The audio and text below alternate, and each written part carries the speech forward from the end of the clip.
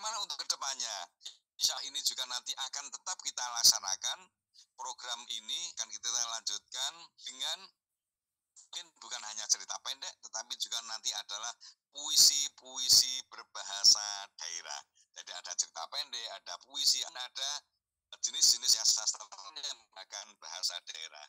Nah inilah sehingga yang dihasilkan di dalam kegiatan realisasi bahasa daerah ini benar-benar bahasa daerah itu akan menjadi vital digunakan oleh masyarakatnya, khususnya generasi muda di semua ranah, apakah itu lisan, apakah itu tulisan, termasuk juga dalam bentuk karya sastra.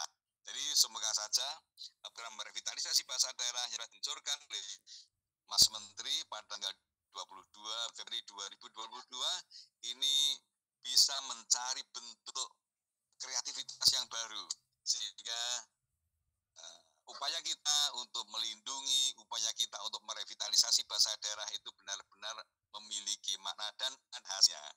Dan selanjutnya bahasa daerah tetap hidup di bumi Indonesia, tidak berkurang, namun juga kemungkinan tidak akan bertambah. Tetapi kalaupun seandainya nanti akan ada pergeseran bahasa, itu adalah sebuah keniscayaan. Tetapi upaya kita adalah bagaimana mempertahankan bahasa daerah ini supaya tidak mati, supaya tidak punah. Caranya adalah dengan caranya melalui kegiatan revitalisasi. Terlalu banyak yang harus sampaikan di sini, Kang Ibu Ina, Ibu Ren. Karena ini akan menyampaikan berbagai hal yang berkaitan dengan yang capotnya yang alhamdulillah sudah dicetak begitu, Zamrud Tulistiwa. Dan Bapak ingin dapatkan Zamrud Tulistiwa sangat gratis begitu ya. Salah Ibu dan Bapak memaplikasi Halo langsung buka Budi buku digital Kemendikbudristek. Ibu Pak Zamrud Tulistiwa dan itu dalam buku digitalnya. Mengapa ini Zamrud Tulistiwa? Ini menurut kapan ikan Zamrud yang berada di Katulistiwa, yaitu di Indonesia mulai dari Aceh sampai dengan Papua yang sudah disebut oleh Pak Anang, jumlah provinsi berapa, jumlah bahasanya berapa, jumlah kuratornya berapa. Oh ya, kalau kuratornya tadi belum disebutkan, ini ada 28 kurator ini. Ada 28 kurator yang tersebar di 9 provinsi. Baik, Ibu Bapak yang kami hormati, terima kasih atas segala perhatiannya dan mohon maaf atas kekurangan. Sekali lagi ucapkan selamat kepada Ibu dan Bapak semua peserta kegiatan seminar atau webinar ini terkait dengan Zamrud Katulistiwa. Dan sekali lagi terima kasih kepada Pak Anang beserta dengan tim dan menginisiasi kegiatan yang sangat bermanfaat ini. Akhirul kalam, assalamualaikum warahmatullahi wabarakatuh. Waalaikumsalam warahmatullahi wabarakatuh. Terima kasih kami sampaikan kepada Bapak Imam Budi Utomo, Kepala Pusat Pengembangan dan Pelindungan Bahasa dan Sastra, Badan Pengembangan dan Pembinaan Bahasa, Kementerian Pendidikan, Kebudayaan, Riset, dan Teknologi. Kami juga melalui ruangan virtual ini mendoakan atas kesembuhan Pak Kaban, Prof. Aminuddin Aziz, agar bisa beraktivitas kembali sebagaimana biasa, karena beliau jugalah yang menggagas kegiatan kemah cerpen ini. Baiklah para peserta diskusi yang kami banggakan, saat ini kegiatan RBD masif dilaksanakan, bukan hanya marak.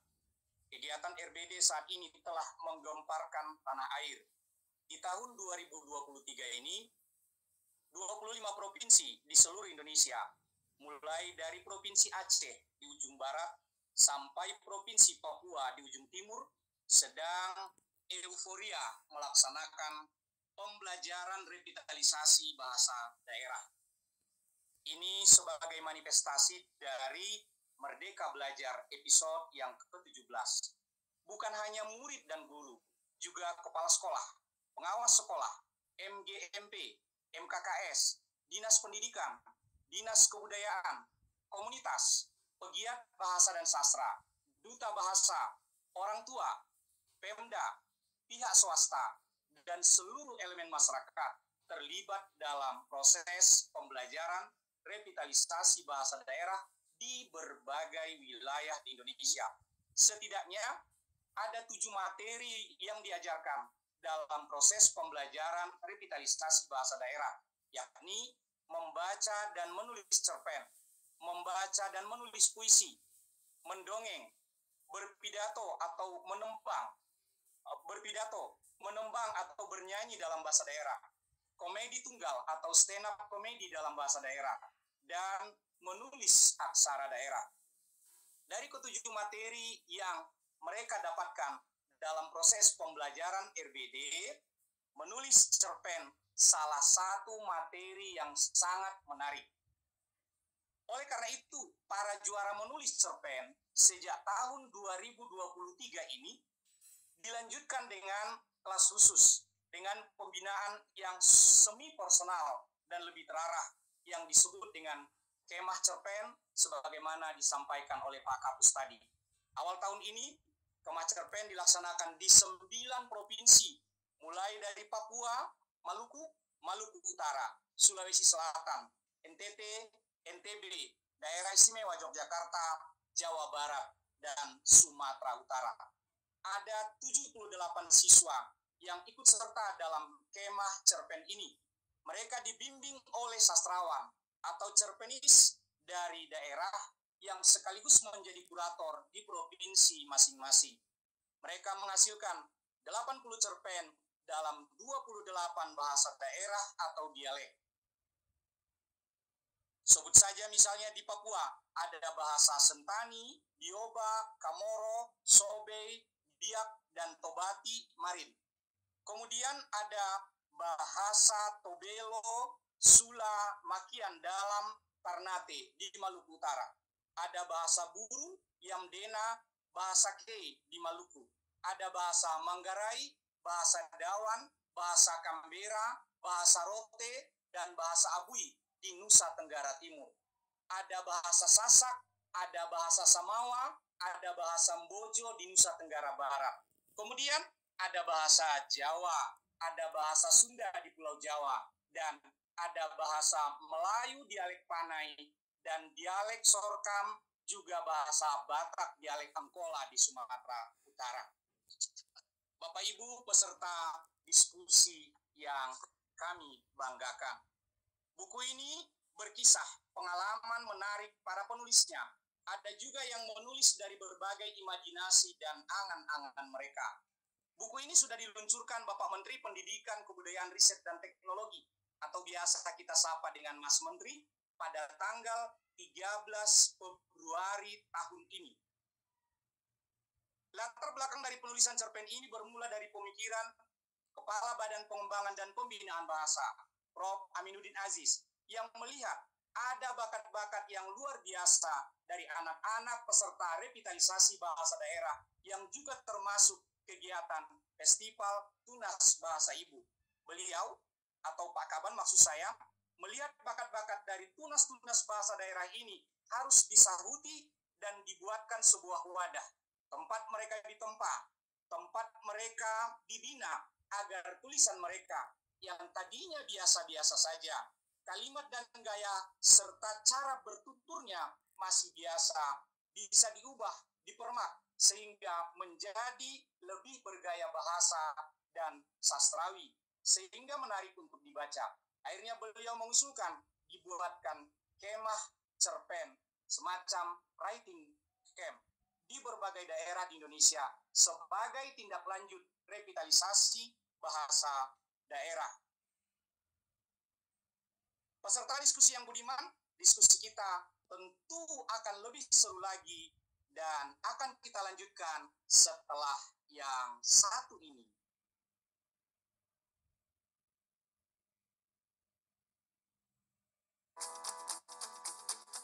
Badan Pengembangan dan Pembinaan Bahasa Kementerian Pendidikan, Kebudayaan, Riset, dan Teknologi mencatat Indonesia memiliki 718 bahasa daerah yang tersebar di 34 provinsi. Namun, dari 718 bahasa tersebut, 25 bahasa terancam punah, 6 bahasa dinyatakan kritis, dan 11 bahasa telah punah. Ada beberapa faktor penyebab kepunahan bahasa daerah. Pertama, para penuturnya tidak lagi menggunakan bahasa tersebut. Kedua, tidak mewariskan bahasa kepada generasi selanjutnya. Ketiga, dan ini yang paling penting, adalah sikap para penutur bahasa daerah yang menganggap bahasanya tidak mendesak lagi untuk digunakan. Ada 5 langkah pelindungan bahasa daerah yang strateginya disesuaikan dengan kondisi bahasa tersebut. Kelima langkah tersebut adalah melakukan pemetaan bahasa daerah yang terancam punah, menggelar kajian vitalitas, melakukan konservasi untuk bahasa yang masih bisa diselamatkan, melakukan revitalisasi bahasa daerah, dan yang terakhir, registrasi bahasa. Revitalisasi bahasa merupakan upaya menciptakan bentuk dan fungsi baru terhadap suatu bahasa yang terancam punah. Harapannya, jumlah penutur muda bahasa daerah akan bertambah melalui proses warisan dengan pembelajaran klasikal dan non-klasikal. Sebagai langkah awal revitalisasi, pada tahun 2021, Badan Bahasa telah berhasil menyelenggarakan percontohan revitalisasi bahasa daerah di 3 provinsi, yakni Jawa Barat, Jawa Tengah, dan Sulawesi Selatan, dengan sasaran bahasa Sunda, Jawa, Bugis, Makassar, dan Toraja. Untuk memperluas dan meningkatkan dampak revitalisasi, pada tahun 2022 ini, Badan Bahasa akan menyelenggarakan revitalisasi bahasa daerah berbasis sekolah dan komunitas tutur. Ada 38 bahasa sasaran yang akan direvitalisasi di 12 provinsi, yaitu Sumatera Utara, Jawa Barat, Jawa Tengah, Bali, Nusa Tenggara Barat, Nusa Tenggara Timur, Kalimantan Tengah, Kalimantan Timur, Sulawesi Selatan, Maluku, Maluku Utara, dan Papua. Melindungi bahasa daerah dari kepunahan merupakan agenda penting bagi Kemendikbudristek. Untuk itu, revitalisasi bahasa daerah menjadi salah satu dari 8 prioritas program Merdeka Belajar. Targetnya, dengan revitalisasi angka bahasa daerah yang terancam punah bisa menurun. Generasi muda semakin bangga menggunakan bahasa daerah dan ikut melestarikannya sebagai salah satu kekayaan Indonesia.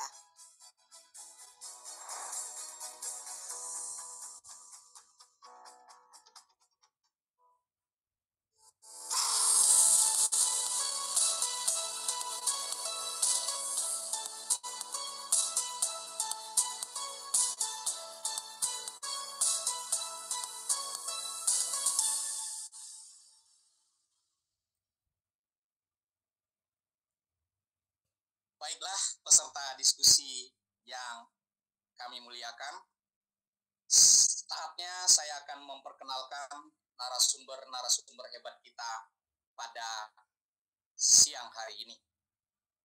Yang pertama saya perkenalkan adinda kami, Saddam Khair As-Siddiq Salman.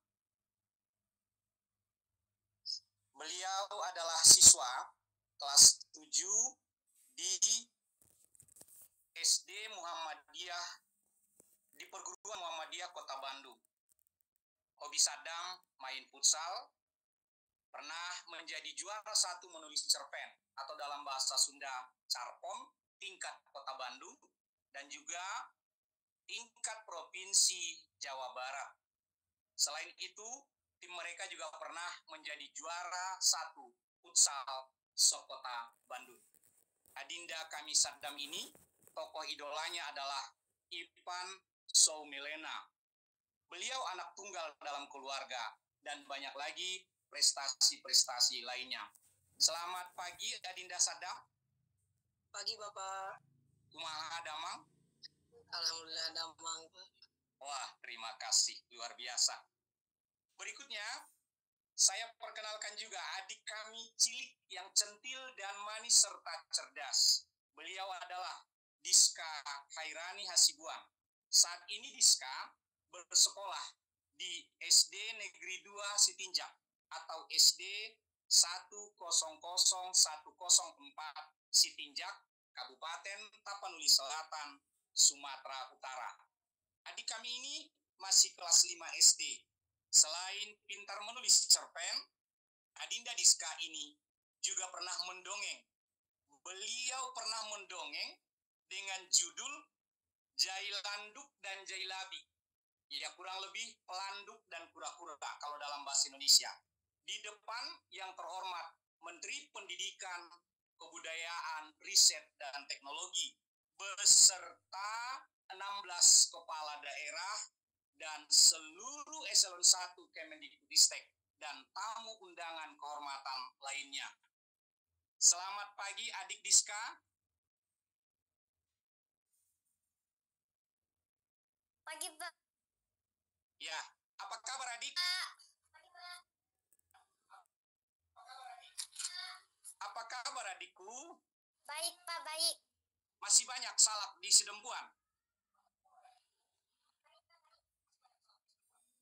Masih dong. Ya, baik. Ya, baik, terima kasih. Yang berikutnya adalah narasumber kita atau Mbak ya, Mbak Ed Jenura, atau sebenarnya ini Endah Dinda Jenura. Beliau adalah penulis dan pelatih cerpen bahasa Sunda, selain juga cerpenis berbahasa Indonesia. Beliau seorang sastrawan yang sangat banyak menghasilkan karya. Saya tidak menyebutkan karya-karyanya di forum ini. Mbak Ed Jenura juga menjadi pelatih cerpen dalam kemah cerpen berbahasa Sunda, sekaligus sebagai kurator dan juga guru utama atau guru master dalam revitalisasi bahasa daerah, yaitu bahasa Sunda. Selamat pagi Mbak Ed Jenura. Selamat pagi Mas Saiful. Ya, apa kabar Mbak? Baik, terima kasih Mas. Ya, terima kasih. Berikutnya, kakak kami atau Ibu Renawati.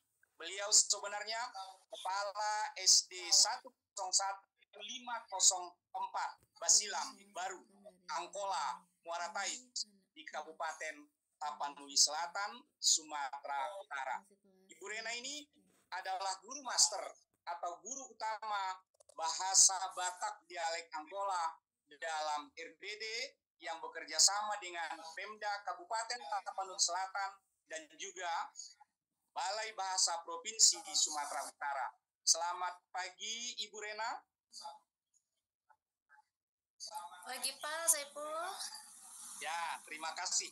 Suaranya lambat sampainya ya, karena dari Jakarta ke Medan itu jauh jaraknya.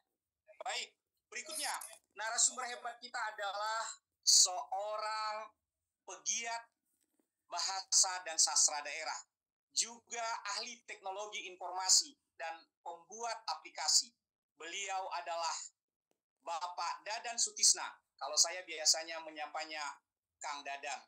Beliau juga sudah lama bergelut di Yayasan Kebudayaan Rancage. Banyak karya yang sudah dihasilkan beliau, bahkan pernah menulis novel, pernah juga menjadi nomine dalam novel-novel di Dewan Kesenian Jakarta. Selamat pagi Kang Dadan.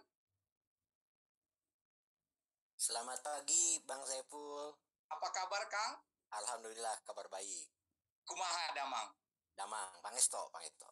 Saya hanya bisa bertanya seperti itu dalam bahasa Sunda, yang lain-lain tidak bisa, hanya kumaha Damang.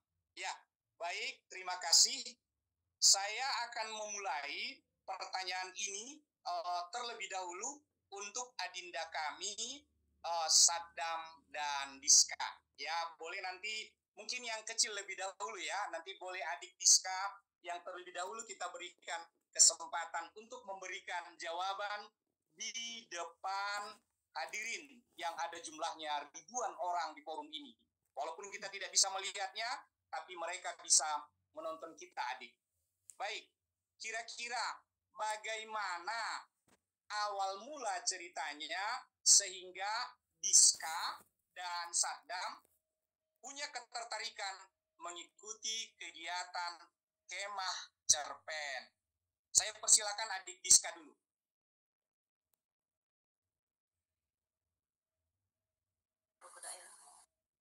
Assalamualaikum warahmatullahi wabarakatuh. Selamat siang teman-teman semua. Perkenalkan, nama saya Diska, akan memberikan jawaban dari Pak Syaiful Bahri. Di sini saya menulis cerpen berawal dari program sekolah yang direncanakan oleh Bapak Kepala Sekolah saya, Bapak Madian SDN. Hal ini juga sejalan dengan program yang diberikan oleh Bapak Bupati Tapanuli Selatan, yaitu Bapak Haji Doli Putra Perlindungan Pasaribu, yang bekerja sama dengan Bapak Balai Bahasa dari Provinsi Sumatera Utara. Penulisan cerpen, saya juga berminat dari program-program semua ini. Karena untuk mengisi waktu luang, kita juga bisa menulis teman-teman. Oke. Baik, terima kasih. Memang terlihat ya Untuk cara menulis cerpen, kita diskusi ringan coba begini. saya. Oh iya, silakan dilanjutkan karena suaranya terpotong-potong.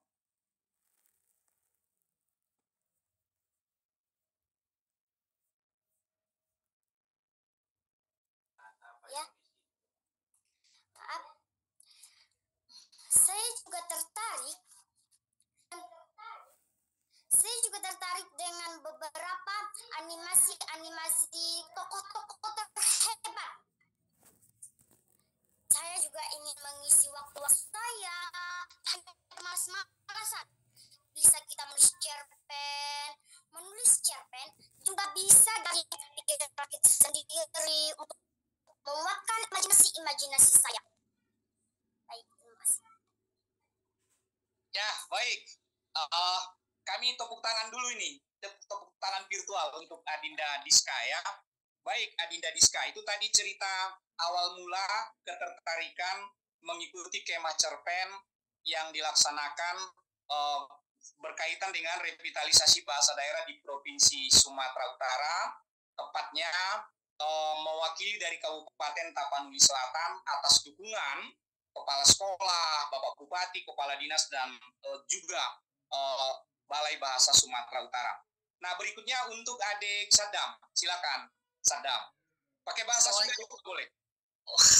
Assalamualaikum warahmatullahi wabarakatuh. Selamat siang semuanya. Perkenalkan, nama saya Sadam Wahid Asdik Salman dari SMP Muhammadiyah 8 Kota Bandung. Saya akan menceritakan awal mulanya bisa sampai membuat buku Jamrut Khatulistiwa ini. Awalnya saya hanya ditawari oleh guru saya untuk mengikuti lomba FTBI Kota Bandung.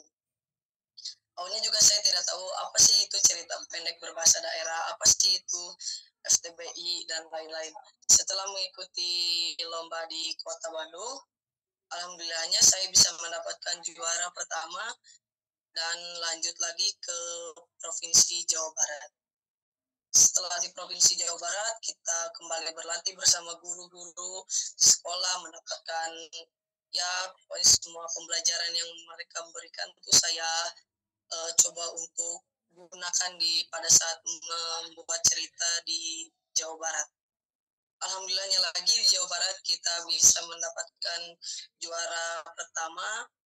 Setelah itu baru kita bertemu dengan para maestro seniman-seniman cerita pendek. Ada Ibu Jenura, ada Bapak Dadan juga. Di situ kita dapat pengalaman-pengalaman baru, pengalaman tentang menulis cerita pendek yang bagus itu seperti gimana, teori menulisnya seperti apa, dan referensi cerita yang mereka berikan kepada saya. Sekian, terima kasih. Ya, baik, terima kasih adik kami Sadam. Ya, ini bakat-bakat ini yang harus itu ya, Dek, terus dikembangkan ya. Baik, terima kasih. Selanjutnya saya akan beralih ke pelatihnya dulu ya. Saya beralih ke Mbak berdua, yaitu Mbak Endah Dinda Jenura dan Kak Renawati. Pertanyaan saya, bagaimana Mbak pengalaman menarik dalam mendampingi siswa yang centil-centil seperti adik Diska ini misalnya, atau yang cerdas-cerdas seperti adik Sadam dalam melatih dan membimbing mereka menulis cerpen. Mungkin saya beri kesempatan yang pertama ke Mbak Endah Dinda Jenura. Silakan. Baik Mas, terima kasih. Assalamualaikum warahmatullahi wabarakatuh. Kemah Cerpen di Jawa Barat itu dilaksanakan pada tanggal 10 hingga 13 Januari 2023 dan saya pribadi mendapatkan banyak sekali pengalaman yang menarik, tapi saya hanya akan menyebutkan 2 saja. Mungkin salah satunya adalah bahwa siswa-siswa yang datang ke Kemah Cerpen ini adalah 12 siswa yang dulunya berkompetisi di FTBI 2022. Mereka para juara. Jadi ketika mereka datang ke ruangan kelas di Kemah Cerpen ini, saya bisa melihat masih ada ketegangan, ada iklim kompetisi yang rupanya masih tersisa di antara mereka, dan saya tidak menyalahkan. Mereka seolah-olah dibebani oleh apakah saya harus bersaing lagi di sini, tapi dengan adanya pelatihan dan juga ada pengalaman rekreasional, karena mereka itu dibawa ke tempat-tempat rekreasi juga, misalnya ke kawasan Kota Tua Braga, ke hutan Kota Babakan Siliwangi, serta ke Museum Sri Baduga. Di sana suasana mulai cair, yang tadinya ada ketegangan antar para siswa yang dulunya berkompetisi, kemudian mereka jadi cair itu. Setelah adanya pengalaman rekreasional itu, mereka seperti berteman baik. Mereka mulai lari-lari, menjelajahi gedung, naik tangga rame-rame, makan-makan siang bareng gitu. Jadi itu sangat menyenangkan bagi saya. Yang kedua adalah bahwa dalam FTBI siswa itu diwajibkan menulis cerpen sebanyak 1 halaman untuk siswa SD dan 2 halaman untuk siswa SMP. Namun dalam Kemah Cerpen dan temanya ditentukan dalam FTBI itu, ditentukan oleh juri. Namun dalam Kemah Cerpen temanya dibebaskan. Mereka diperbolehkan menuliskan tentang apa saja. Dan hasilnya menurut saya dan kurator-kurator lain, yaitu Kang Cecep Burdansyah dan Kang Darpan, hasilnya sangat menyenangkan untuk dibaca.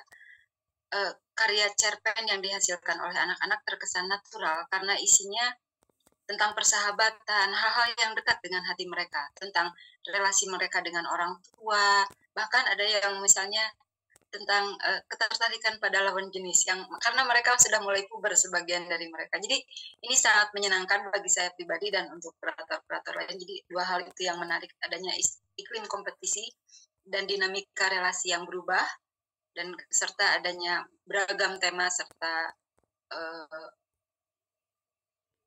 ada satu lagi, yaitu jadi ketika mereka diperbolehkan menulis dengan tema bebas, mereka bisa menulis panjang, bahkan ada yang sampai 600 kata. Artinya anak-anak ini memiliki nafas yang lebih panjang, dan itu sungguh luar biasa untuk anak setingkat SMP atau SD. Terima kasih, itu saja dulu Mas.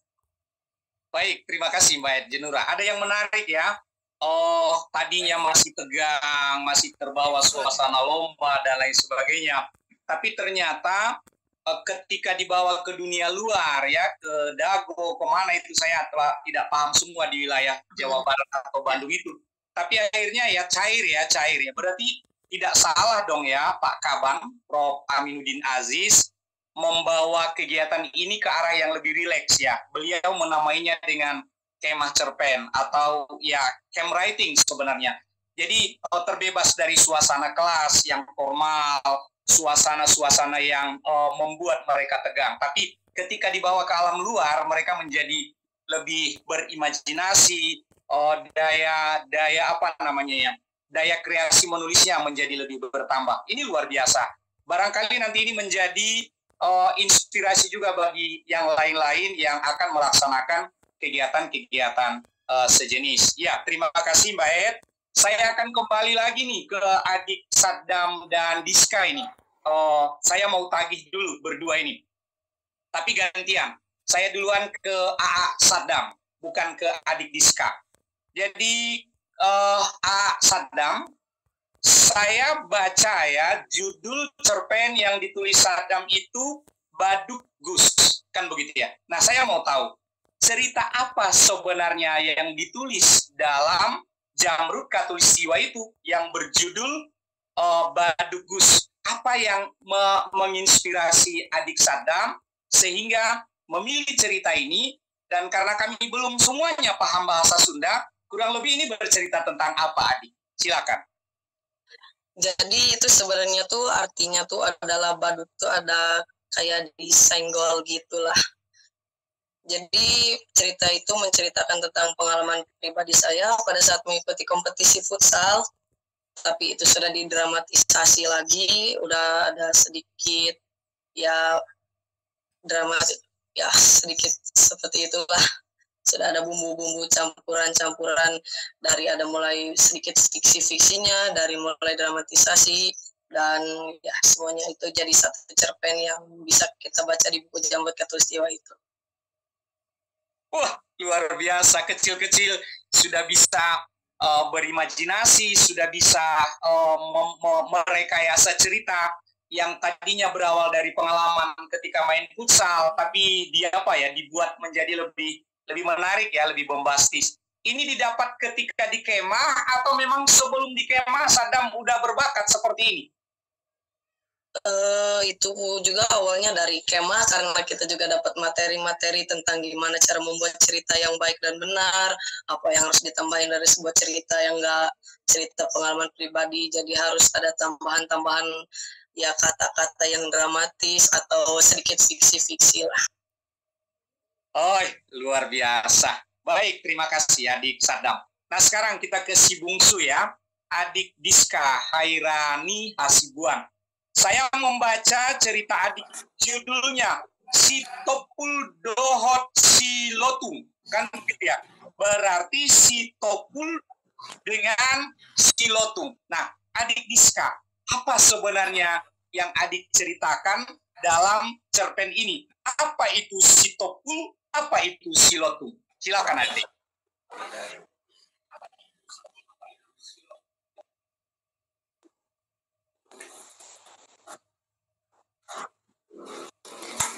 Jadi di sini saya membuat cerita dengan judul Si Topul Dohot Si Lotung. Cerita ini berawal dari saya pribadi punya sahabat. Jadi berawal dari sahabat saya. Kan cerita Si Topul dan Si Lotung ini menceritakan dua orang sahabat yang berbeda IQ-nya, tapi mereka saling melengkapi itu. Dan juga saya terinspirasi dari teman saya yang selalu mendampingi saya, maupun suka, maupun duka. Jadi saya gabung-gabung semua menjadi lelucon, sedikit lelucon supaya pembaca buku itu merasa ada sensasi. Juga situ karya seni, supaya saya berkreativitas bagaimana membuat pengalaman saya menjadi sebuah cerpen. Jadi, cerpen itu adalah dari pengalaman. Misalkan saya memilih tema sahabat yang selalu mendampingi. Seperti itu. Lotung itu nama orang. Si Topul juga nama orang, tapi dia orangnya itu namanya dari Batak. Dialek Angkola. Jadi,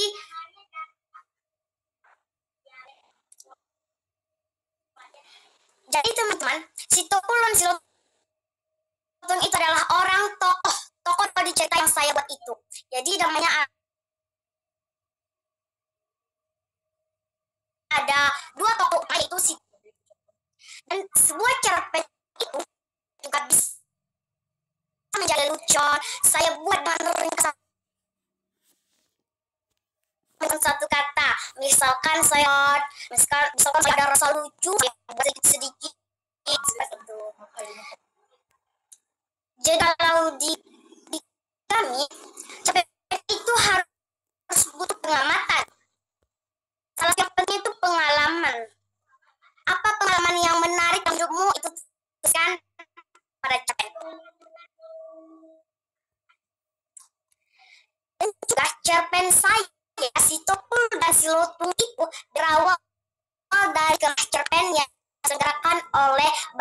dari Provinsi Sumatera Utara. Sehingga terciptalah ide saya untuk membuat cerpen yang berjudul Situng dan Sitoputu. Di sana di Gemas Cerpen, kami juga membuat cerpen selama kurang lebih 2 hari.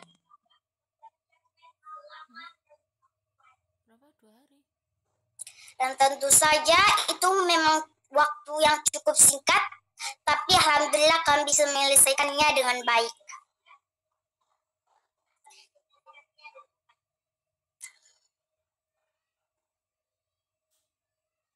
Baik, terima kasih. Ya, sedikit terganggu ya. Kemudian, setelah saya dapat.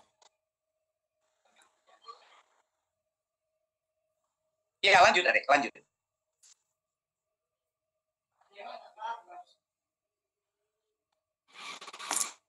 Oke, setelah selesai pembuatan cerpen kami, kemudian Bapak narasumber di Gemas Cerpen akan mengoreksi beberapa kata-kata yang salah seperti bahasa daerahnya ini itu. Kemudian setelah selesai itu akan dibuat disampulkan ke peristiwa dari seluruh anak-anak Indonesia yang membuat cerpen.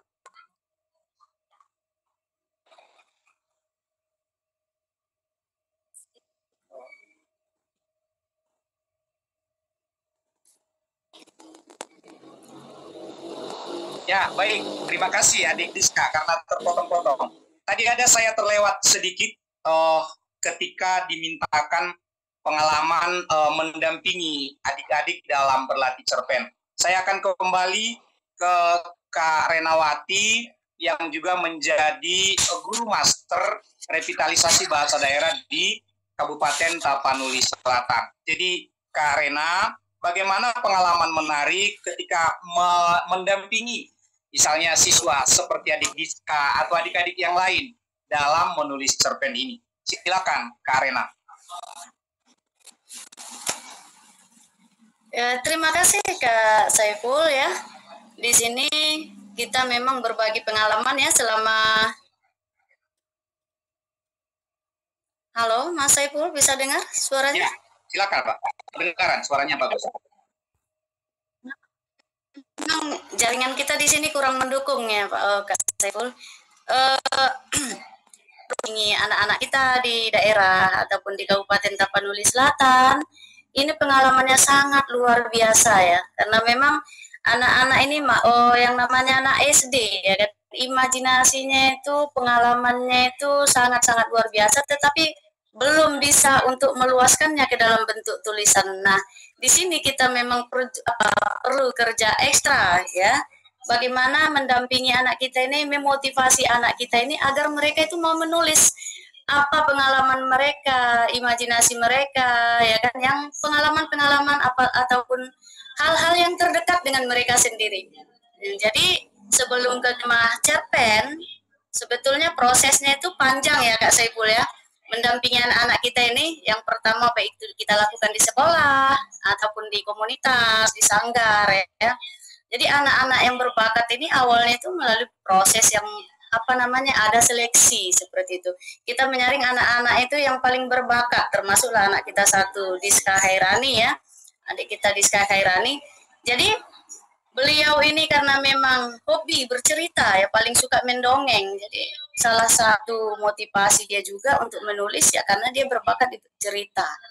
Nah, kemudian inilah dasar kami membawa si anak kita Diska Khairani ini ke Gemas Cerpen. Nah, di sana juga memiliki pengalaman yang sangat luar biasa, sudah bergabung dengan anak-anak se-Sumatera Utara yang dari tingkat SMP, SD-nya. Di sana memiliki kelucuan tersendiri kalau menghadapi anak-anak SD ini, karena memang karakternya itu perlu kita pendekatan ya. Bagaimana agar imajinasinya itu terluaskan seperti itu. Nah, jadi selama Gemas Cerpen, karena memang anak-anak kita ini sudah memiliki modal dasar ataupun pengetahuan walaupun dia masih sederhana dalam menulis cerpen selama pendampingan di daerah. Jadi di sana nanti anak kita ini hanya bagaimana caranya agar menulis cerpen ini dia mulai istilahnya fasih ya, menggunakan gaya bahasa ya kan, agar lebih tertarik ataupun lebih menarik bahasanya seperti itu. Apalagi ini menggunakan bahasa daerah ya kak ya. Bahasa daerah itu kadang susah dalam penulisan, beda kadang penulisan, beda pengucapan, beda penulisannya seperti itu. Contoh ya kan, bahasa Batak dialek Angkola gitu kan. Kalau kita di pengucapannya itu adalah Angkola bukan Angkola gitu kan. Nah, seperti itu. Jadi hal-hal seperti itulah yang harus dibimbing ataupun harus dibina kepada anak kita di sana, bagaimana agar jangan terpengaruh cara pengucapan dan penulisan seperti itu. Karena memang itu harus digarisbawahi. Nah, itu yang perlu dikembangkan satu di Kemas Cerpen, itu yang memang dibina kepada anak kita di sana. Bagaimana dia bisa menyusun cerita itu, menulis cerita itu sesuai alur yang dia ceritakan, alur yang sederhana ya dari pengalaman dia ya Kak Saiful. Alur yang sederhana, sama halnya dengan si Topul dan si Lotung ini seperti itu. Merupakan tokoh yang apa namanya, yang itu adalah berlawanan atau antagonis ya. Yang satu istilahnya ada kelebihannya, yang satu lagi ada kekurangannya. Tetapi berdasarkan cerita dari Ananda Diska ini, beliau menulis cerita ini berdasarkan pengalaman dia, sehingga dia bisa menulis cerita ini dengan runtut gitu. Nah, jadi mungkin hanya itu ya Kak Saiful ya, tapi memang pengalaman yang paling menarik itu adalah di situ. Di saat kita yang mendampingi si anak ini, dia menuliskan cerita ini, dia tuh ada istilahnya kayak jenuh seperti itu ya, ada merasa jenuh. Nah, di situ ada tantangan kita sendiri. Bagaimana agar anak ini kembali rileks. Nah, seperti itu dia Pak, sama dengan Kak Junura tadi ya, membawa anak ini bagaimana agar dia itu jangan tegang, ya kan? Jangan merasa terbebani untuk meluaskan imajinasi dia dalam menulis cerita. Kurang lebih seperti itu Kak Saiful, terima kasih.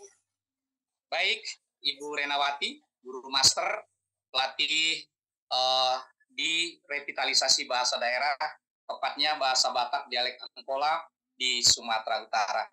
Baik, itu tadi kita dengar ya bagaimana Diska bercerita, meskipun sedikit terganggu ya jaringannya di sini kurang jelas, terputus-putus. Jadi jaringannya adik Diska dan Ibu Rena itu sedikit terganggu ya karena mungkin jauh ya di Sumatera Utara. Biarlah ini menjadi catatan bagi Kementerian Informasi ya, biar ini diperbaiki jaringannya, atau Telkom atau siapalah yang bertanggung jawab terkait jaringan ini, sehingga terputus-putus. Tapi kalau tadi adik Sadam, Ibu Ed, itu suaranya jelas. Mungkin karena faktor jauh juga. Baik, Ibu Rena, terima kasih. Ternyata ya, Diska ini tadi si Tapul dan si Topul dan si Lotung ya, dua tokoh yang antagonis ya, yang bertentangan ya. Berarti mirip-mirip juga dengan dongeng dia itu yang sebelumnya ya, si Jailanduk dan Jailabi ya, itu juga dua sahabat hewan yang boleh dikatakan berbeda inilah ya, berbeda atau antagonis keduanya. Saling ini, satu protagonis, satu antagonis. Nah, kita ingin mendengar karena cerpen ini banyak juga dalam bahasa Sunda yang ditulis. Kita meminta dulu pandangan ahlinya. Bagaimana sebenarnya cerita-cerita secara umum yang ditulis oleh anak-anak, terutama dalam bahasa Sunda, temanya, gaya bahasa, atau teknik penceritaan, dan lain sebagainya yang digunakan oleh anak-anak ini. Jadi untuk itu, saya minta ke Kang Dadan ya, sebagai ahli dan pakarnya, bagaimana tanggapan Kang Dadan terkait Jamrud Khatulistiwa, terutama yang ditulis oleh anak-anak di Provinsi Jawa Barat dalam bahasa Sunda. Silakan Kang. Ya, terima kasih Kak Saiful. Apakah suara saya bisa didengar dengan jelas? Ya, sangat jelas. Alhamdulillah. Ya, Assalamualaikum warahmatullahi wabarakatuh. Selamat siang Ibu dan Bapak, para peserta webinar Jamrud Khatulistiwa, cerita pendek berbahasa daerah tunas bahasa Ibu. Terima kasih pula kepada Bapak Moderator Kak Saiful Bahri Lubis yang telah memberi kesempatan kepada saya. Saya haturkan salam hormat juga kepada Bapak Anang Listanto, Kepala Biro Kerjasama dan Hubungan Masyarakat. Juga mudah-mudahan masih hadir Bapak Imam Budi Utomo, Kepala Pusat Pengembangan dan Pelindungan Bahasa dan Sastra. Juga saya ingin menyapa adik-adik yang hebat ini, yaitu Sadam dan Diska, kemudian rekan-rekan narasumber lain, Teh Endah Dinda Jenura dan Ibu Renawati. Apakah saya bisa sambil berbagi layar, Pak Saiful? Boleh, Kang. Boleh. Singkat-singkat saja nggak apa-apa. Silakan, Kang. Baik. Ini masih dikunci ya layarnya. Ya mungkin sambil menunggu berbagi layar. Pertama-tama saya mungkin atau langsung saja, nanti kan itu materi itu sudah disampaikan ke panitia. Baik. Ya, langsung. Ya. Pertama-tama saya ingin menyampaikan apresiasi yang setinggi-tingginya atas terbitnya buku ini. Karena menurut saya buku ini sangat hebat ya dari berbagai hal, dilihat dari berbagai hal. Yang pertama, kalau kita lihat dari waktu penyusunannya, buku ini disusun dalam tempo yang sesingkat-singkatnya.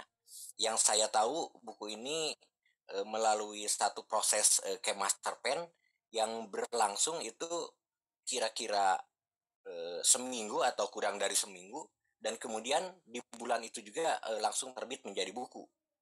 Menurut saya itu dalam proses penyusunan buku, mulai dari kurator, pemilihan naskah, penyuntingan, kemudian sampai pada pencetakan atau penerbitan, itu sangat-sangat cepat gitu. Kemudian menurut saya sampai saat ini belum ada buku yang memuat 28 bahasa daerah sekaligus dalam satu buku ya. Mungkin kalau antologi ada 6 atau 7 mungkin ada, tapi sampai 28 bahasa daerah ini mungkin baru ada di buku Zamrud Khatulistiwa. Dan semuanya sama, memiliki genre yang sama, yaitu cerita pendek. Kemudian seperti yang tadi disampaikan oleh Pak Saiful, bahwa terbitnya buku ini merupakan kesinambungan dari rangkaian revitalisasi bahasa daerah. Nah, ini mungkin sangat bagus ya, karena ketika RBD dilaksanakan yang diakhiri dengan Festival Tunas Bahasa Ibu, maka para pemenang atau anak-anak yang memiliki prestasi dalam beberapa materi tentu saja itu harus terus dibina dan diharapkan dapat menjaga keberlangsungan pemeliharaan bahasa daerah sampai mereka dewasa gitu. Contohnya dengan cerpen ini. Saya kira misalnya Yayasan Kebudayaan Rancage selama 35 tahun itu memberikan hadiah sastra Rancage kepada 7 bahasa daerah. Mungkin untuk ke depan ini ada regenerasi penulis-penulis baru, mungkin akan lebih bertambah ya jumlah bahasa daerah yang diapresiasi dalam hadiah tersebut. Jadi fungsi dari penerbitan buku ini tak hanya menampilkan berbagai macam cerita dari berbagai bahasa daerah, tetapi juga menurut saya merupakan salah satu upaya untuk memupuk calon-calon penulis bahasa daerah sebagai bentuk regenerasi literasi bahasa ibu. Nah, saya ingin mencoba mengupas beberapa hal ya dalam buku ini. Yang pertama, buku Zamrud Khatulistiwa ini tebalnya 442 halaman. Saya sendiri belum menerima dalam bentuk fisik, tapi dengan 442 halaman ini merupakan buku yang cukup tebal. Di dalamnya memuat 80 cerita pendek. Nah, ini yang saya sangat sedih karena meskipun dengan segala daya upaya saya membaca keseluruhan cerpen di buku ini, ternyata tidak lebih dari 5% yang saya pahami gitu. Ya mungkin ini juga sebagai bentuk dari keragaman bahasa daerah kita. Untuk memahami bahasa ini, untuk memahami buku ini, setidaknya kita harus menguasai 28 bahasa daerah. Dan mungkin sampai saat ini belum ada ya yang bisa seperti itu. Artinya untuk membedah buku ini saya kira akan lebih ramai lagi jika nanti ada kolaborasi antara daerah masing-masing daerah, sehingga satu sama lain bisa saling menyampaikan pandangan-pandangan terhadap buku. Meskipun nanti saya akan fokus ke bahasa Sunda ya. Nah, kemudian di dalam buku ini juga ada 9 wilayah provinsi. Tadi sudah disebutkan oleh Bang Saiful. Kemudian ada 28 bahasa daerah. Ini juga tidak usah saya sebut satu persatu. Ada 27 penulis yang waktu itu masih duduk di bangku sekolah dasar ya. Mungkin sekarang ada yang sudah SMP mungkin ya. Tapi waktu itu ada 27 yang dari jenjang SD dan ada 53 dari jenjang SMP. Nah, ini mungkin perbandingannya tidak 50% karena untuk penulisan cerita pendek siswa-siswa SMP mungkin lebih bisa memahami gitu daripada siswa-siswa SD tentang teknik dan lain-lain. Nah, kemudian ada yang menurut saya sangat menarik ya, bukan hanya dari buku ini, tapi ketika saya menjadi juri di beberapa daerah dalam penulisan cerita pendek. Ini kebanyakan para peserta itu adalah penulis-penulis siswi putri. Jadi di buku ini pun ada 20 penulis putra dan 52 penulis putri. Padahal ketika FTBI mungkin setidaknya untuk daerah-daerah yang menyelenggarakan lomba cerita pendek itu jumlahnya sama. Pemenangnya sama antara putra dan putri, tetapi ketika masuk ke kemah cerpen dan kemudian karya-karya mereka dipilih, ternyata yang lebih banyak itu justru penulis putri. Kemudian dari sisi kualitas, ini juga menurut saya penulis putri ini lebih bagus daripada putra untuk tingkat anak-anak ya. Tetapi ketika dewasa, misalnya setelah mahasiswa, setelah lulus kuliah dan seterusnya, ketika menulis itu kebanyakan yang potensial itu putra. Nah, ini juga hal yang menarik dan mungkin perlu dikaji lebih dalam. Kemudian di buku ini juga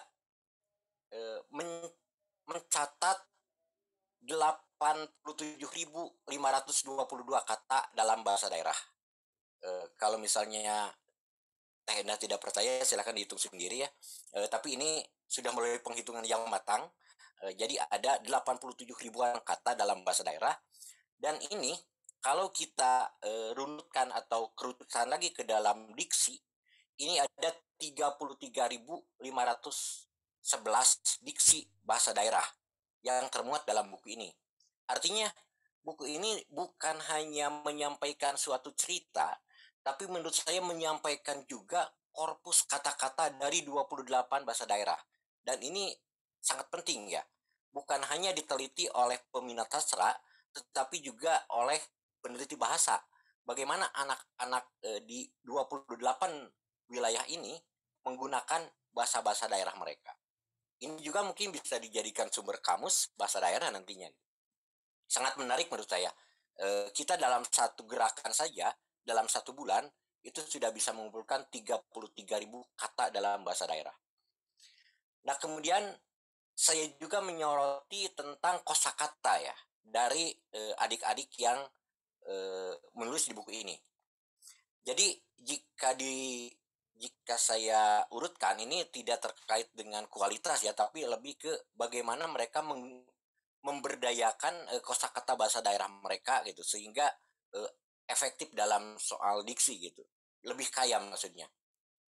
Di jenjang SD itu ada Sadam dari Sunda, itu sekitar kosakatanya sekitar 57%. Ini perbandingan 57% kata-kata yang unik dengan jumlah kata yang digunakan oleh Sadam gitu. Kemudian ada Gracia Anugrah Bihuku menggunakan bahasa Buru dari Maluku, ini 51% kekayaan kosakatanya. Kemudian selanjutnya ada Fairuja Alia Mufida, ini menggunakan bahasa Jawa dari Yogyakarta, 44%, itu di jenjang SD. Kemudian di jenjang SMP ada Marta Samba dari bahasa Bioboa Papua, 54%. Kemudian ada Afifah Ajeng Kirani menggunakan bahasa Bugis Sulawesi Selatan 52%, dan Sintahung Meha menggunakan bahasa Kambera NTT dari NTT 47%. Ini yang saya hitung penulis-penulis anak-anak yang memiliki kosakata lebih banyak ya, setidaknya dalam buku ini. Kalau misalnya dalam buku lain mungkin saja ada penulis lain, tapi kita berbincang tentang buku ini. Kemudian ini saya juga mencatat tulisan terpanjang. Tulisan terpanjang ini diraih oleh Febiola Marta Ida Sawari menggunakan bahasa Sobei Papua dengan jumlah 2.332 kata. Ini menurut saya sangat hebat untuk anak ya. Untuk anak menulis hampir 2.000-an lebih kata itu sungguh-sungguh punya napas yang panjang gitu. Apalagi dalam bahasa daerah. Karena cerpen sendiri yang ditulis oleh orang-orang dewasa mungkin jumlahnya paling 2.000-an kata gitu. Kemudian yang kedua ada Nova Margarita menggunakan bahasa Rote dari NTT sebanyak 2.296 kata. Nah ini juga termasuk sangat punya napas panjangnya dalam menulis. Dan kemudian Daicha Aliyah Yusfatin menggunakan bahasa Samawa dari NTB sebanyak 1.775 kata. Ini anak-anak yang menulisnya paling panjang di buku Jamrud Khatulistiwa. Nah kemudian mungkin kita beranjak ke isi ya. Sebelumnya kita perlu mendefinisikan dulu apa yang disebut dengan cerita anak. Yang saya tangkap itu ada dua hal ya tentang cerita anak itu. Pertama adalah kisah seputar anak-anak atau dunia anak ditulis oleh semua usia, boleh oleh orang dewasa atau oleh anak-anak gitu, yang isinya sesuai dengan tingkat perkembangan intelektual dan emosi mereka. Jadi misalnya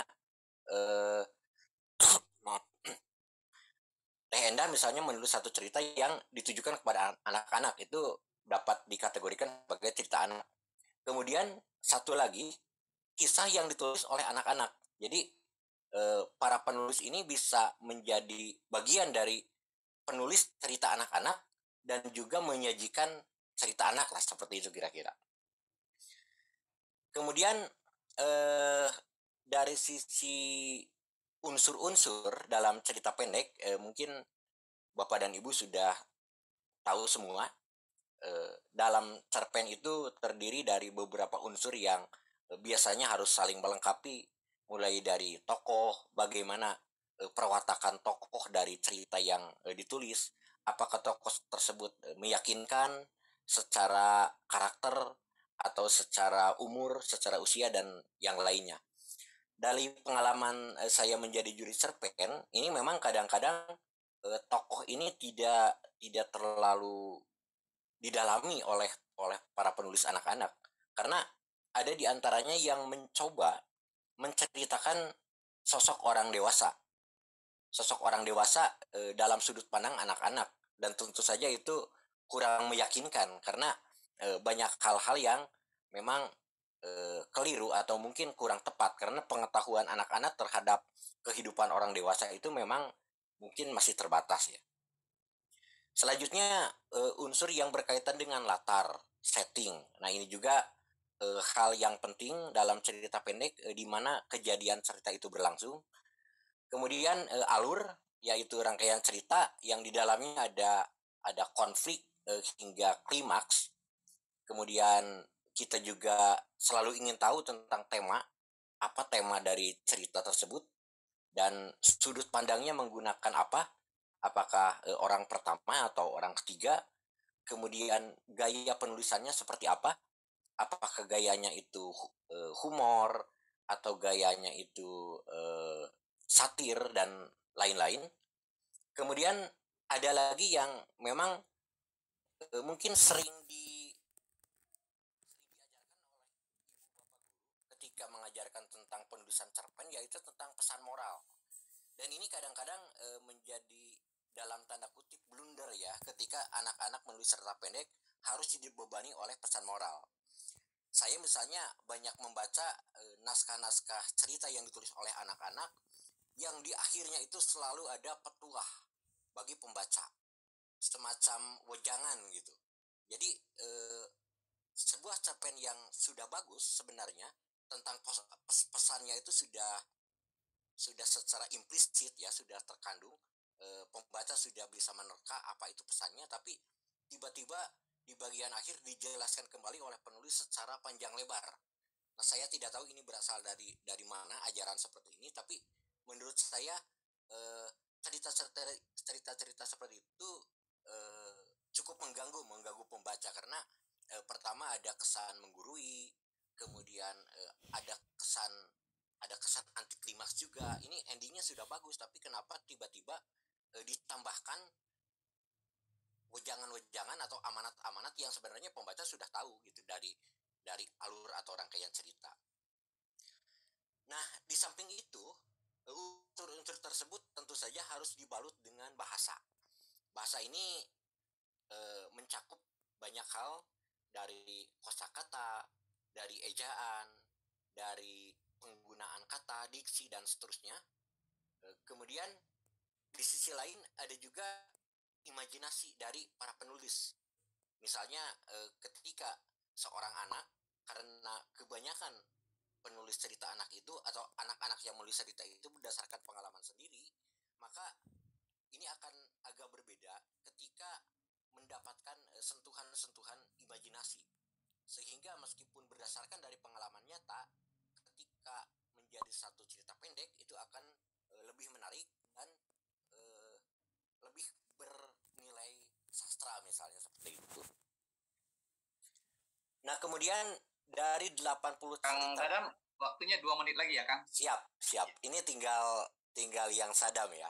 Nah, saya mungkin ingin sedikit mengulas tentang tulisan Sadam ini, Badugus. Jadi itu satu perintah ya, senggol Gus gitu. Senggol pakai sikut atau pakai pundak gitu, seperti itu.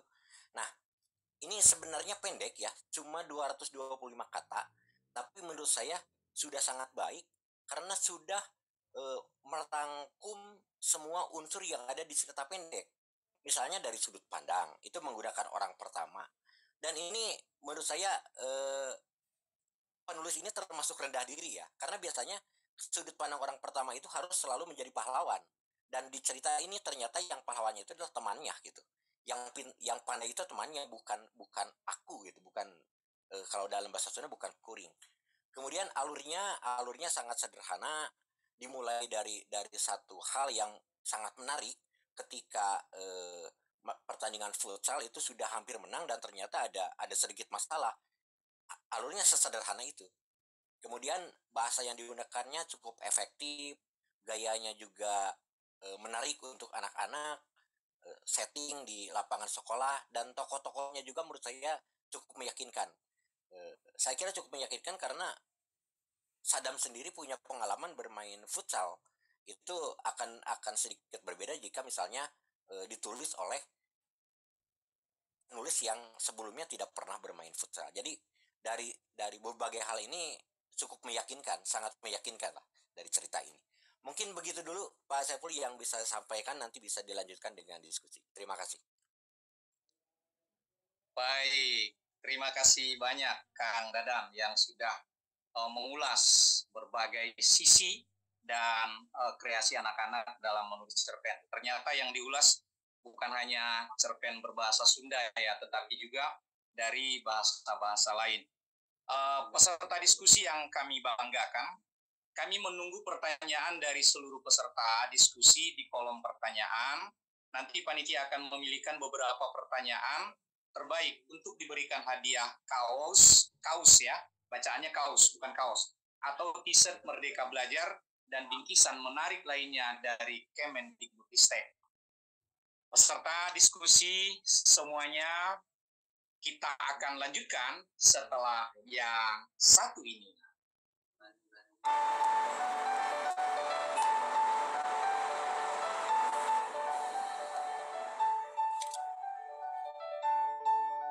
Sebagai generasi muda, kita bisa berbuat sesuatu untuk negara, dimulai dari hal sederhana.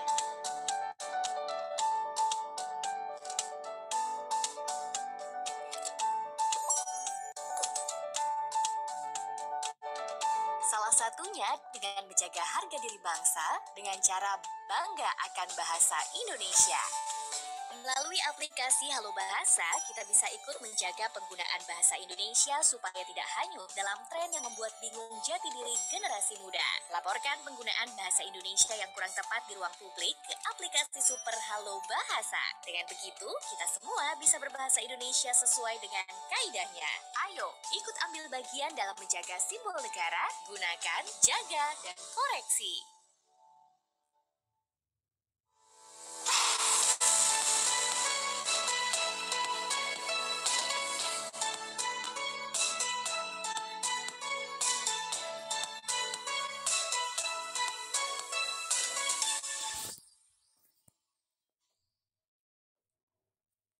Baik, peserta diskusi yang sangat berbahagia hari ini tiba masanya saya akan membacakan beberapa pertanyaan-pertanyaan terpilih yang sudah disiapkan oleh teman-teman panitia di ujung sana. Jadi yang pertama saya akan bacakan ya, nanti mohon dijawabnya singkat-singkat karena waktu kita sudah 11.36. Ditujukan untuk adik Diska Hairani Hasibuan. Bagaimana Ananda sehari-hari di rumah? Apakah ayah ibu membiasakan dan memberi contoh membaca?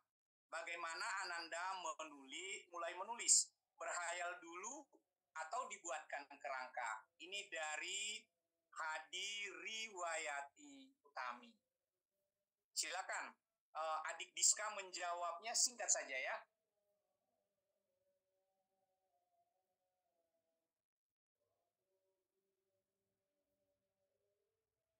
Ya, untuk menjawab pertanyaan ini, yang berhayal dulu dibuat apa?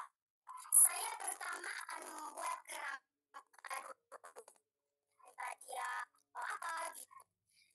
Di rumah juga saya akan diajari oleh bapak dan ibu saya ya untuk membuat caranya itu bagaimana, karena bahasa daerah saya akan diajari oleh bapak atau ibu membuat cerpen yang bagus itu bagaimana. Dan mungkin segitu dulu jawaban saya. Assalamualaikum warahmatullahi wabarakatuh. Ya baik, terima kasih. Ternyata ada resep ya tersendiri dari Dinda Diska ya, bagaimana cara menghasilkan karya-karya cerpen. Silakan panitia, pertanyaan berikutnya. Ya, ini untuk adik Saddam ya, Saddam yang ganteng. Waduh, kalau berbicara tenang. Waduh. Ya, silakan adik Saddam. Kendala apa yang dialami ketika menulis cerpen berbahasa daerah? Apakah ada kesulitan dalam pemilihan kata atau diksi? Ini dari kakak Nur Elide, Sumatera Utara. Silakan adik Saddam. Singkat saja ya adik. Ya, untuk kendala mungkin ada beberapa pemilihan kata yang bisa digunakan untuk orang yang lebih tua atau yang seumuran lah, kayak gitu. Sama ada beberapa tata krama berbicara dalam bahasa Sunda yang bisa digunakan dalam cerita atau yang untuk yang lebih muda atau yang lebih tua seperti itu. Oh iya, terima kasih. Bahasa Sunda itu kan ada itunya ya, ada bahasa halus, ada bahasa yang kurang halus. Jadi kita tidak sembarangan ya memilih kata atau diksi ya. Kapan kita menggunakan abdi begitu ya, kapan kata yang lain yang saya nggak menyebutkan ya, karena saya merasa lebih nyaman menggunakan kata abdi daripada kata-kata yang lain sebagai penunjuk saya. Ya, terima kasih adik Saddam. Silakan lagi panitia. Ya, ini untuk Mbak pelatih Enda Dinda Jenura. Bagaimana caranya mengarahkan siswa untuk menulis cerpen? Dari Mbak Setia Rahmawati. Silakan Mbak Ed, langsung saja.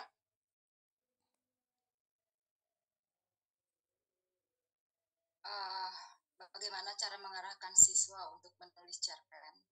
mungkin saya berkaca dari pengalaman saya sendiri ya. Kenapa saya bisa menulis cerpen? Karena saya suka membaca pada awalnya.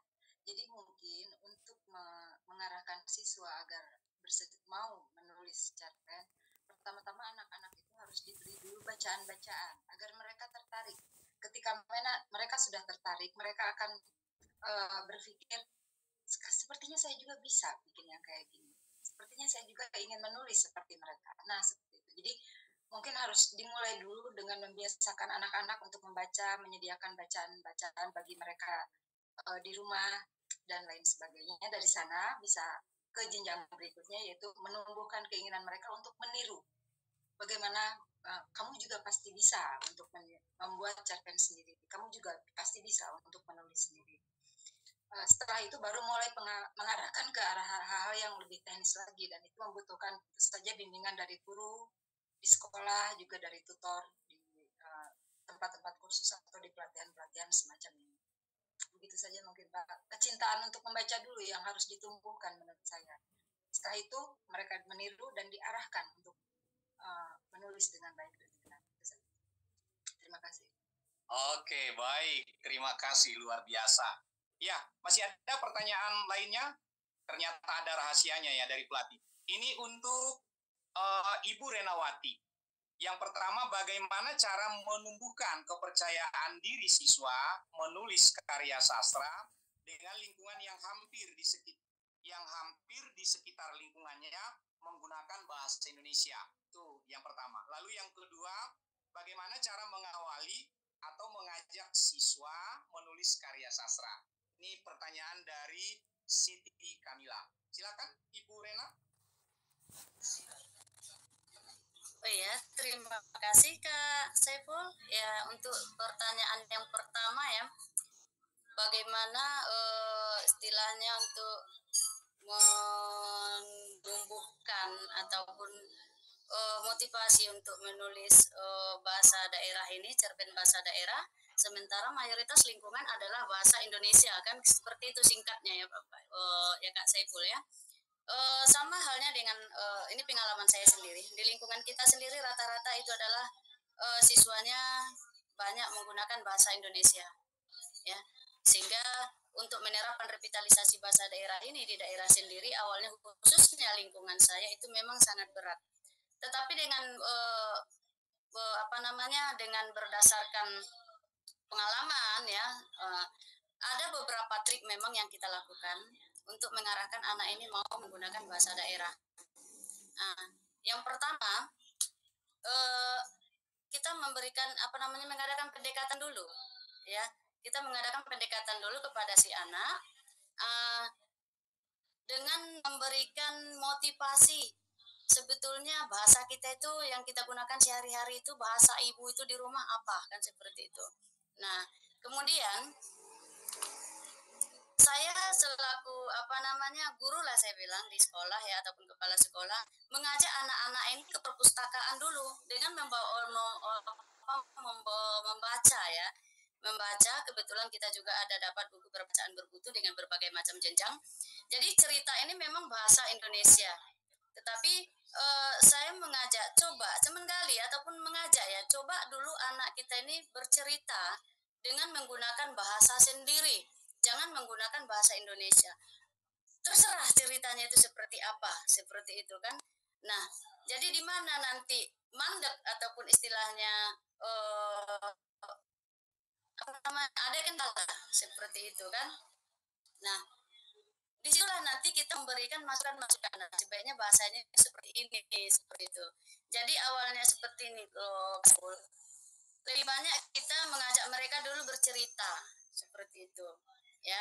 Kemudian setelah kita ajak mereka bercerita, barulah kita menyuruh mereka juga cerita. Motivasi, apakah kalian memang nggak mau untuk menulis seperti dia, kurang sedikit bahasanya ya Kak Saiful, apa memang coba tuliskan apa sih yang kalian ceritakan tadi, seperti itu secara sederhana.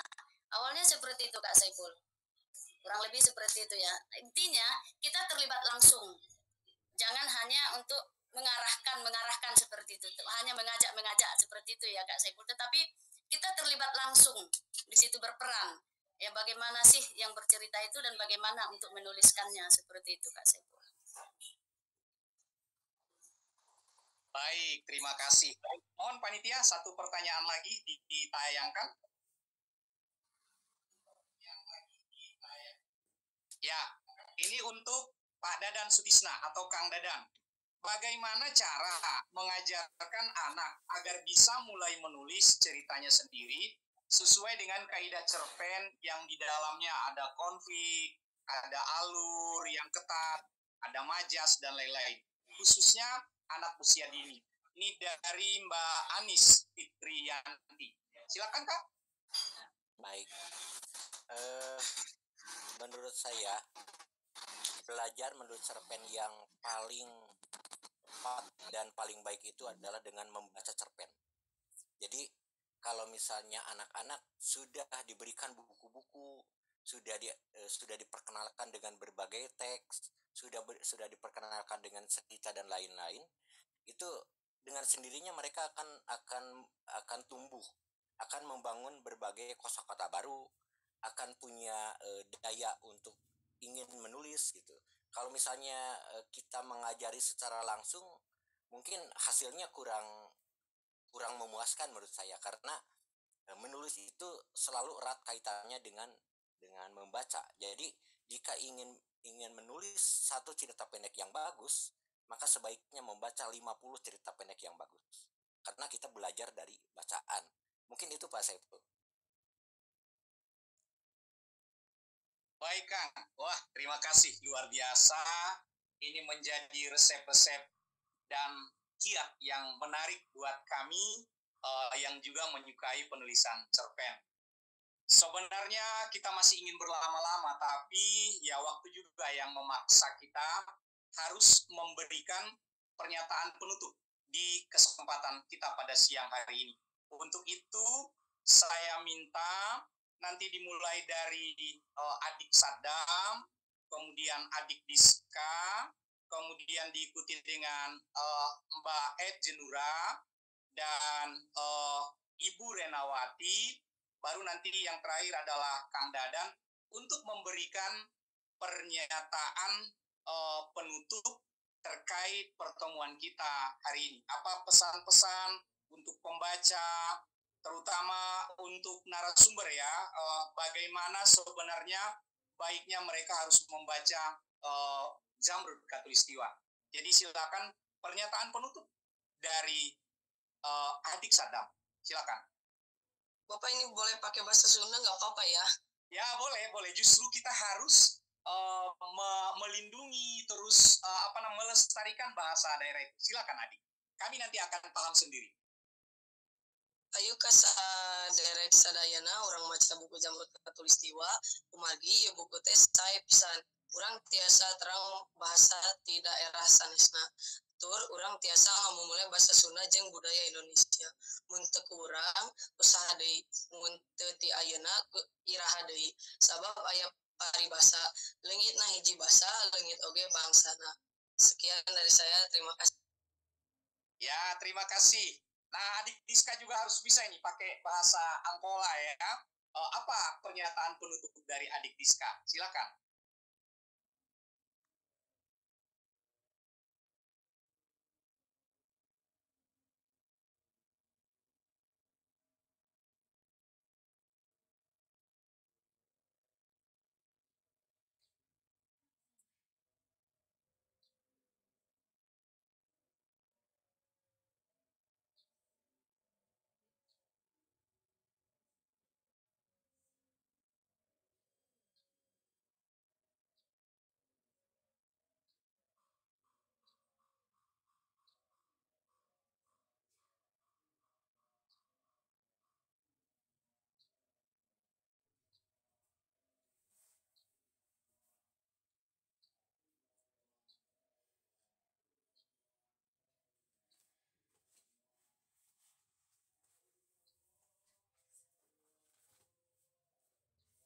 Adik Diska itu mikrofonnya masih mati. Mungkin jaringannya ya.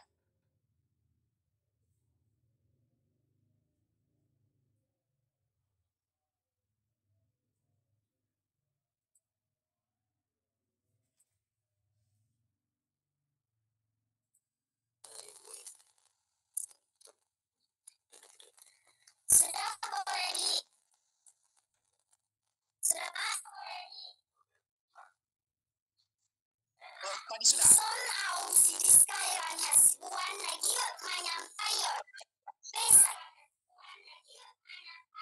Pesan na di akhir acara pesannya bahwa kita akan melestarikan bahasa daerah, mewariskan bahasa daerah ke anak-anak terutama kami yang akan menjadi generasi penerus.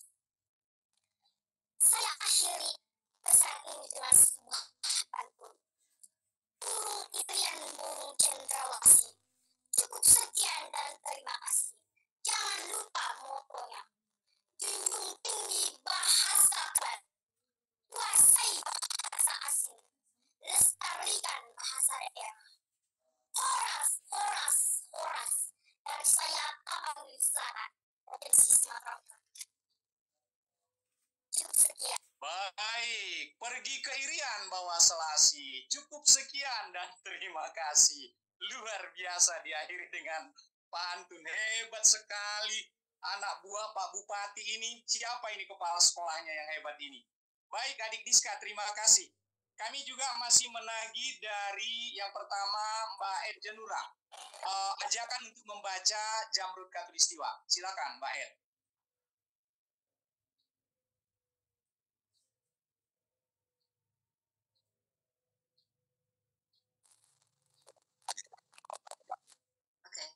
Mungkin pernyataan penutup saya akan sedikit panjang karena saya akan bercerita tentang seorang Anne Frank, penulis asal Belanda yang hidup tahun 1940-an saat Jerman mengokupasi Belanda.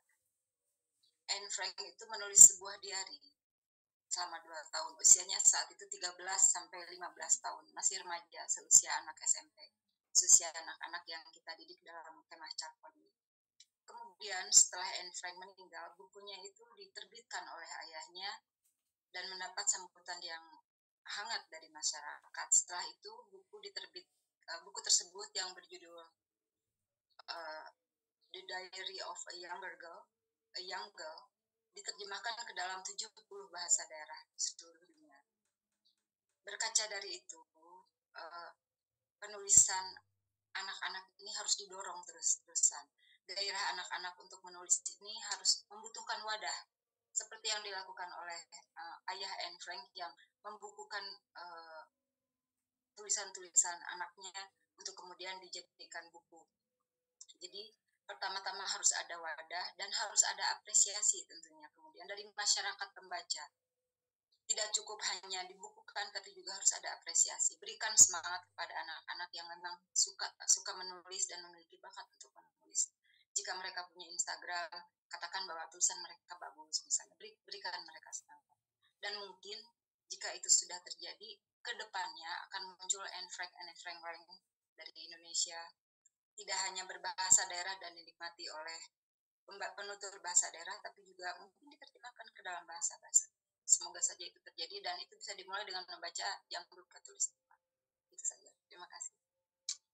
Wah, terima kasih banyak Mbak Ed. Ya, ini sebuah kisah yang menginspirasi ya. Bagaimana seorang ayah, saya merinding bulu roma saya ya. Bagaimana seorang ayah ya, yang mencoba menerbitkan hasil karya anaknya. Luar biasa. Semoga banyak ayah-ayah yang lain, ibu-ibu yang lain yang bisa menerbitkan ya, meskipun dengan sangat sederhana karya-karya anaknya. Baik, saya ke Ibu Renawati. Bagaimana ajakan untuk membaca Jamrud Khatulistiwa? Silakan, Ibu Ren. Terima kasih, Pak Saiful. Jadi ada bahasa kita yang mengatakan, pantun bahasa kita mengatakan ya Kak Saiful. Kupi ada di parkupi ya. Nadi bayu ni halak daruga. Tu dia pena tu dia. Ilmu dosi godang harga. Ya kan Kak Saiful. Jadi dari isi dari pantun ini adalah mari kita gali ilmu itu, kekayaan bahasa itu melalui Jamrud Khatulistiwa ini. Ya kita mengajak anak-anak kita itu untuk lebih termotivasi, khususnya untuk di daerah, apalagi daerah kita istilahnya seperti kita di Sumatera Utara agak lumayan jauh ya posisi kita sekarang. Mari kita budayakan bahasa daerah itu melalui uh, uh, melalui kegiatan-kegiatan dari yang sesederhana mungkin, seperti halnya dengan yang dilakukan oleh revitalisasi bahasa daerah, yang terutama sekali intinya itu adalah ada tanggung jawab ya, istilahnya bukan untuk tanggung jawab untuk diri kita sendiri, tetapi juga dari pemerintah daerah setempat yang memerlukan dukungan, termasuk dia salah satunya memberikan fasilitas, wadah ataupun motivasi yang mengapresiasi anak-anak kita ini agar mereka terus semangat ataupun termotivasi untuk melestarikan bahasa daerah itu melalui pengalaman atau imajinasi mereka, dan untuk menuliskan imajinasi mereka tersebut. Karena apa? Tanpa adanya dukungan, tanpa adanya wadah, tanpa adanya motivasi, itu sangat sulit untuk berkembang. Jadi ini harapan kami melalui Jamrud Khatulistiwa ini, di acara singkat kita ini, harapan kami adalah itu. Mari kita lestarikan bahasa daerah melalui program-program yang dilakukan di daerah dan memfasilitasi apa yang diperlukan oleh anak-anak didik kita di daerah. Terima kasih. Wah, terima kasih Bu Ren, luar biasa. Ada juga pantun ya.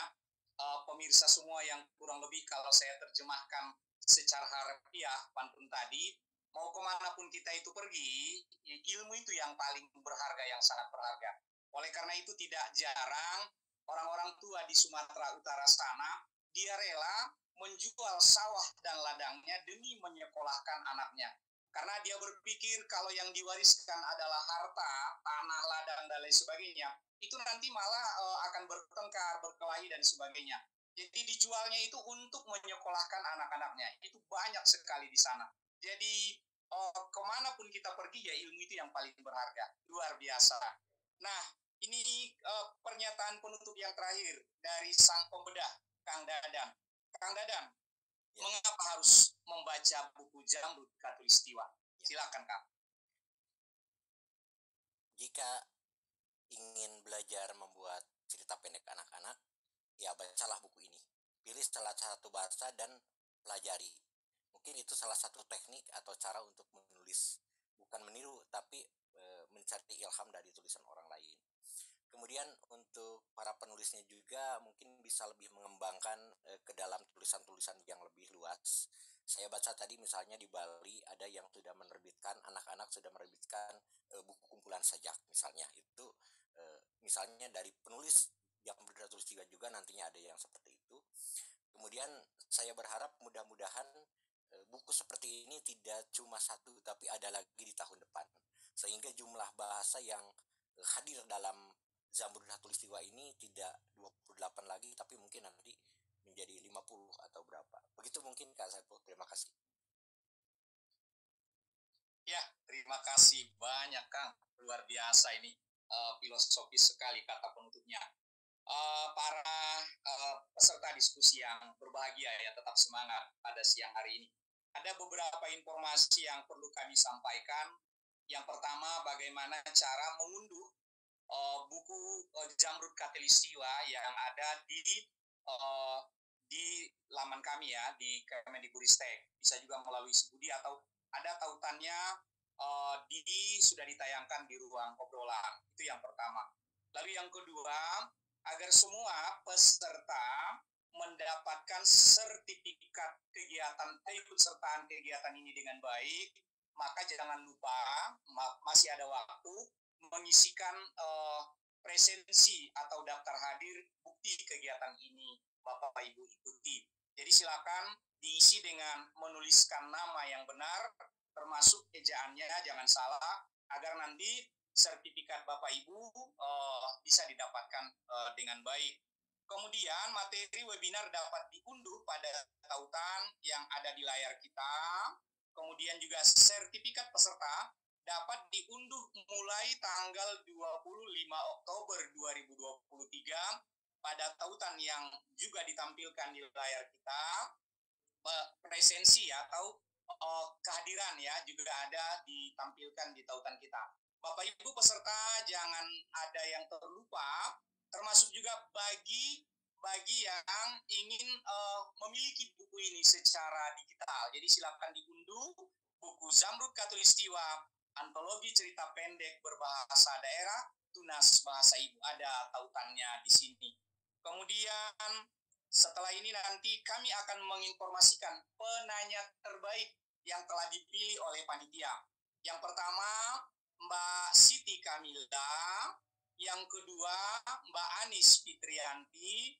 Dan yang ketiga, Hadi Riwayati Utami. Mungkin Mbak ini ya. Mohon dapat konfirmasi, agak ditayangkan lama ya, ke nomor 0812 1963 3203. Tentu paling lambat 25 Oktober 2023.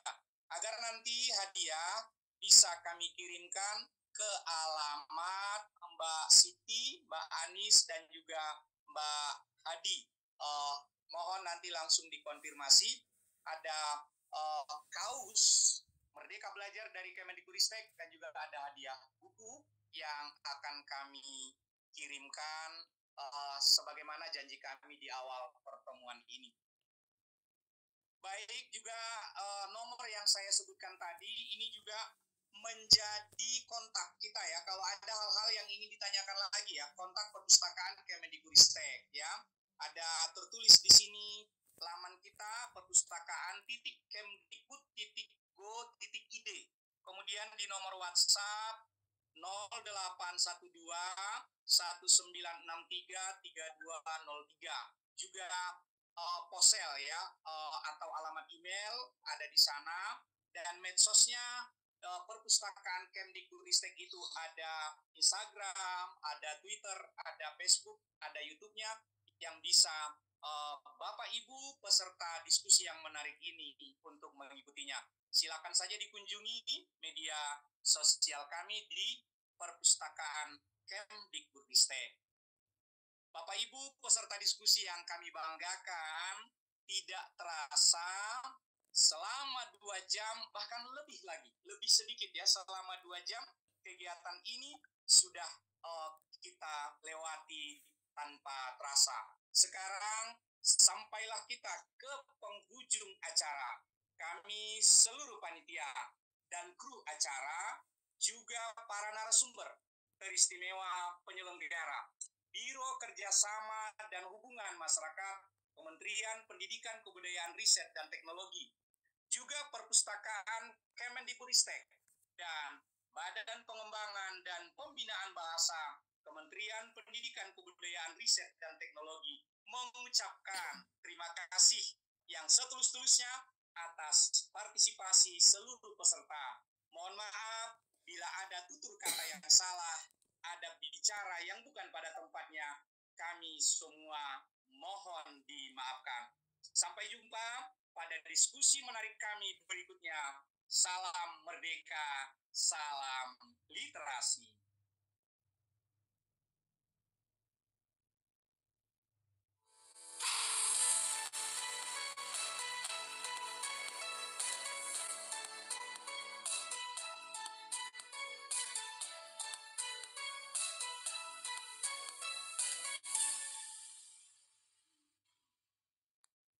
Salah satu